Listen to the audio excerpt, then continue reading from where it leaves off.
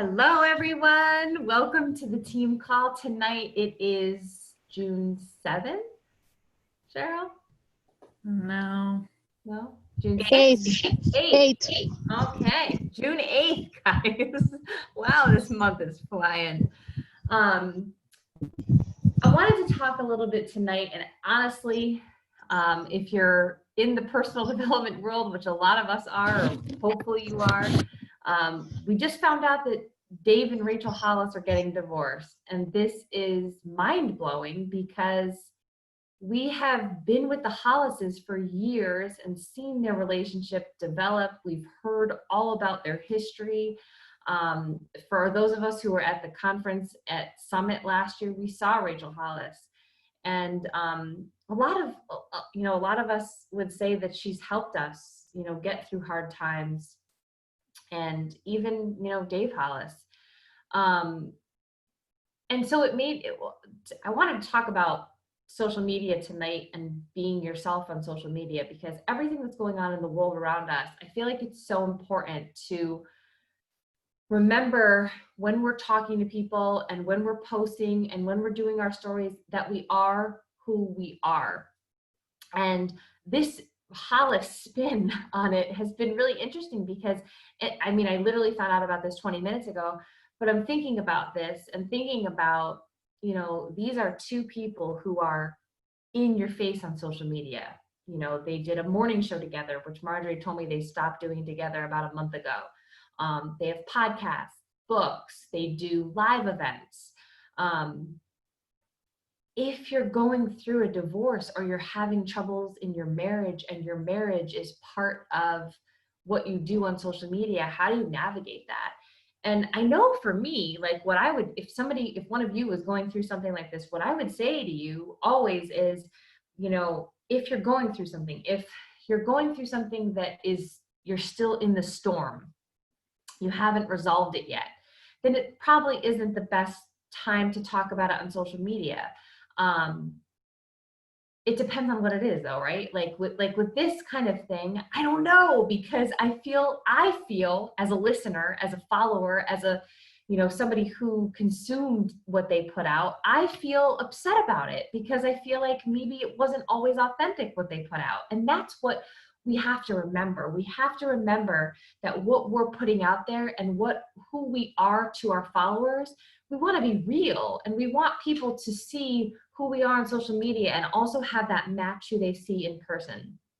And this is kind of throwing me for a loop, because how do you navigate something like this? And I know for me, Tucker and I have had a very tumultuous relationship. We haven't had a fantastic marriage really until now, and we've been married for 12 years. But when we had struggles in our marriage, I didn't talk about those on social media. I talked about going to therapy. I thought that was really important. Going to therapy, going to couples therapy. But I didn't talk about his alcoholism. I didn't talk about certain things that were going on inside of our marriage because it wasn't my place and it wasn't resolved. Oh my God, Tennille's here twice. Twice, Tennille. So Sorry. I don't know what the right way is, but you have to remember those two things. I think is, are you being yourself? Are you being authentic? And does who you are on social media match who you are in real life? So who knows? Maybe Rachel and Dave were very open with the people around them about what was happening. Maybe it was just a social media thing, but what's going to happen to them as a result of this now?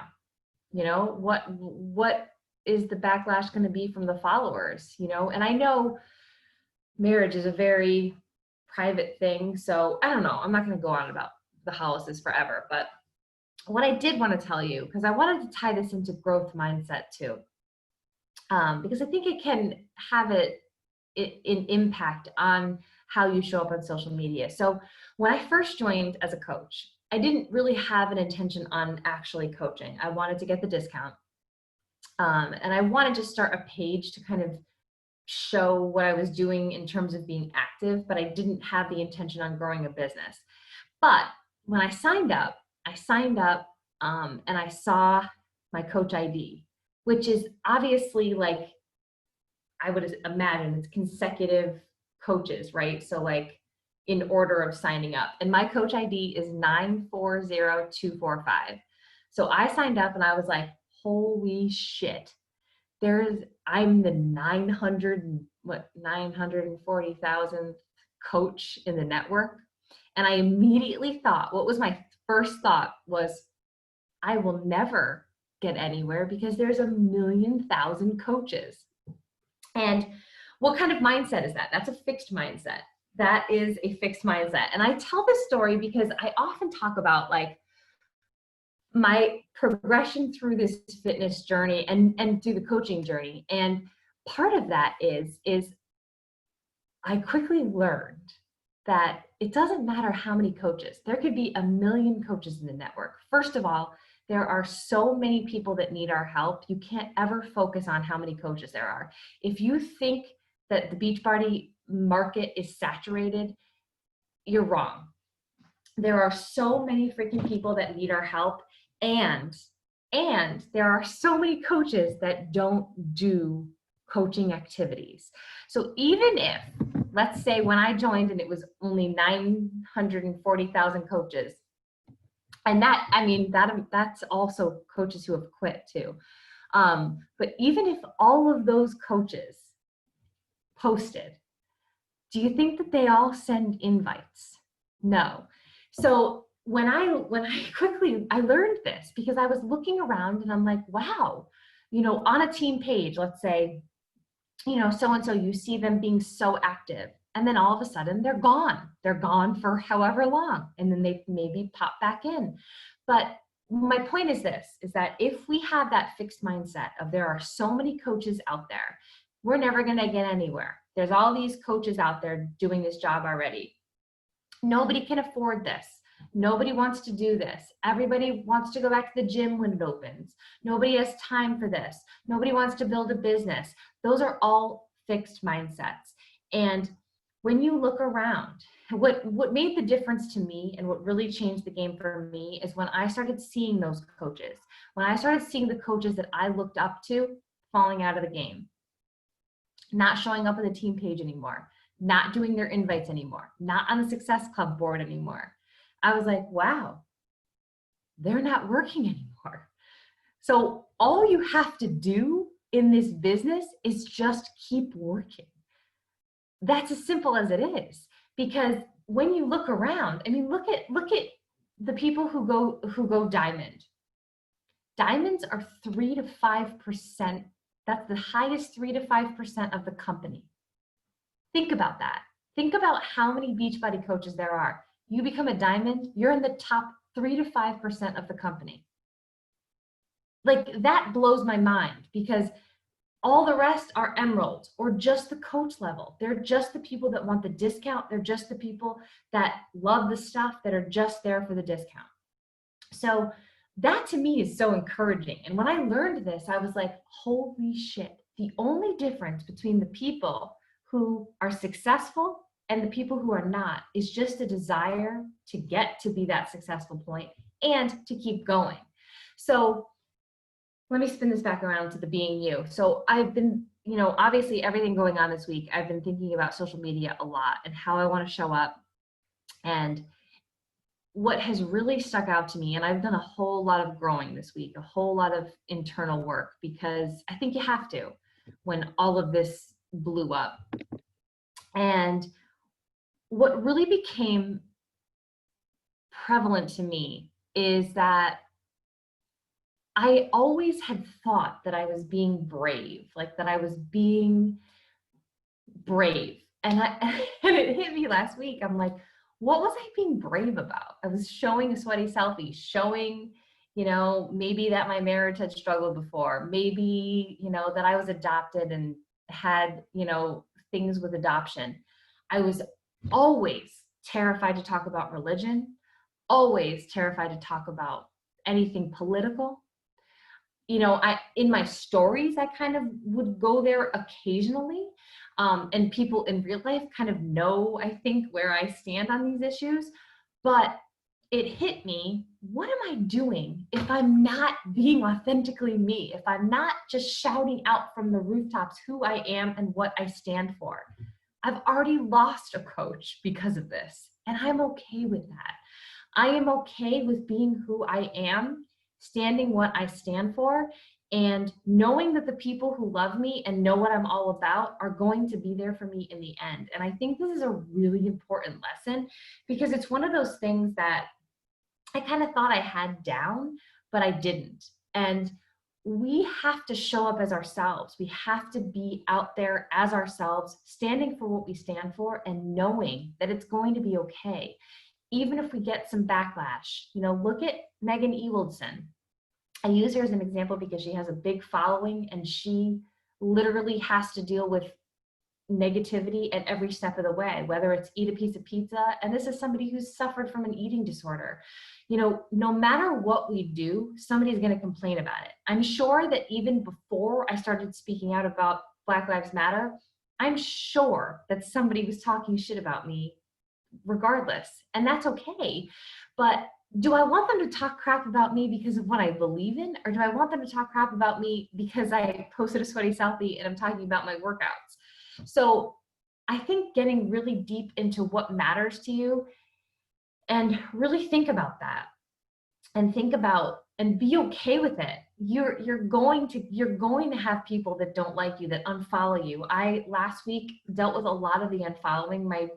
My followers went down, but they're back up this week. So it's going to ebb and flow, and you have to just be true to who you are.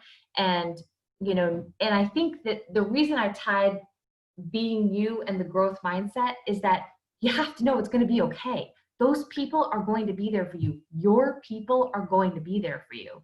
And do you want to have the people, and I'm not going to ever call names, but the coach that left me was not about anything I stood for. And I knew it from the get-go. She was actually a Beachbody lead, a customer lead that was given to me. So it wasn't like she saw my page and was attracted to me, because I'm sure she wouldn't have been attracted to me anyways. But I knew in my heart we weren't like a good match together. So do you want the people that are going to be your ride or dies, or do you want the people who are just there and you're like trying to keep them on board? And I think that's something that, you're just going to have to come to terms with and get comfortable with. But when you're posting on social media, when you're talking in your stories, and back to the Rachel Hollis stuff, when you're going through something may not be the time to talk about it. But in terms of like what's going on in the world, for me last week, I have been talking about it, and it feels good to talk about it. We have a and I loved what the National Wake Up Call, I forget what her name was today. What was her name? Lori? No, I don't know. Joy. So when she was talking about her son's struggles with mental health, and how Chris Downing, who I freaking love and loved even more after I heard that story, even though he like ignored me at the after party, I'll get over it. She was saying that we have this voice on social media, and it can be really healing for us to talk about things, but it also can help other people. And that's the beauty of being a coach. And I loved that, because that's the beauty of what we do and what we can do. So I loved that story, and how he reached out to him. Like, what an incredible company that we work for and are partnered with, and they all do just amazing things for humans. Krista, I'm sure Shaun T would do that too. I'm sure all of them would. But yeah, so that's what I have for you guys tonight. Be you, and remember that that's going to be okay, even if you lose some people along the way. Being you is the most important, and that is the best part of this job. Where else are you taught to be yourself, and that is okay? Everywhere else, it's like, you have to hide this part or hide that part. No, just be yourself. But I think that the struggle is, and that was so mind-blowing for me last week. I'm like, holy crap, I have not been myself. I've been hiding these pieces of me. And, and I feel it every time if I post something uncomfortable, I'm like, oh my God, this person's going to see it, and that person's going to see it. I don't care. I don't care anymore. You have to let it go, and you have to you know, be true to who you are, be proud of what you're doing. And those people that love you are going to come to you. Do you guys have any questions?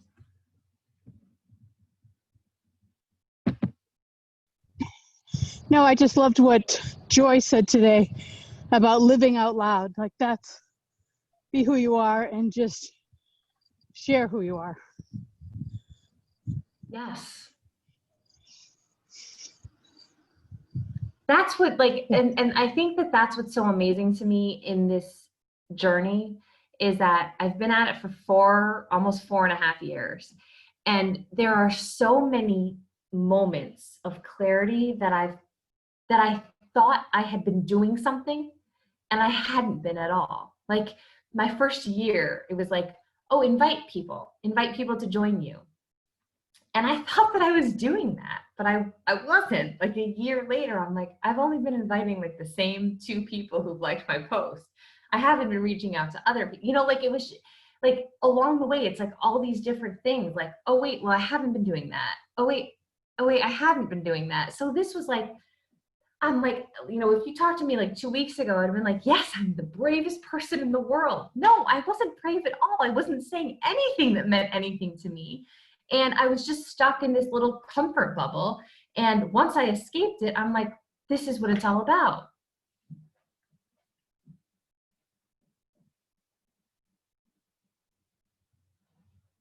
Can I stop the recording so we can talk about the Hollises some more?